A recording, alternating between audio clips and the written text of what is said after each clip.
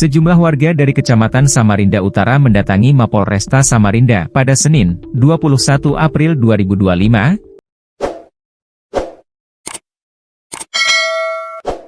untuk mempertanyakan perkembangan penanganan kasus dugaan persetubuhan terhadap siswi SMP yang diduga melibatkan seorang ketua RT. Mereka menilai proses hukum yang telah dilaporkan sejak 30 Januari 2025 itu belum menunjukkan kejelasan. Kasus ini sebelumnya sempat dilaporkan juga pada November 2024 oleh keluarga korban, namun saat itu belum dapat ditindaklanjuti karena kondisi psikologis korban yang masih labil. Pihak kepolisian saat itu meminta kami untuk menyiapkan saksi dan pendamping psikolog karena korban saat itu belum stabil. Sekarang korban sudah berada di rumah aman dan kondisinya membaik, ujar perwakilan warga, La Anti Anggara, 47, kepada Kompas.com, Senin, 21 April 2025. Menurut La Anti, dalam laporan kedua yang dilayangkan oleh pihak keluarga, bukti pendukung seperti visum hingga keterangan saksi sudah dilengkapi. Namun hingga kini, belum ada kepastian hukum terhadap terlapor. Kami berharap polisi segera mengambil tindakan.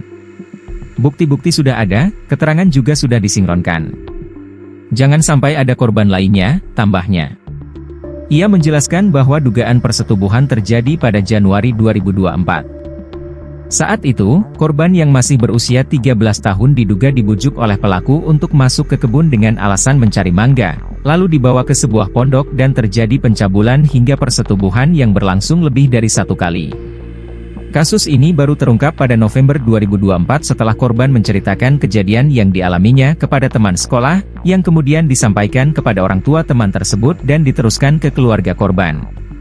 Terpisah, pejabat sementara, PS, Kasih Humas Polresta Samarinda, Ibda Ramli P. Sianturi, membenarkan bahwa penyelidikan sempat terhambat karena adanya ketidaksesuaian keterangan antara korban dan saksi.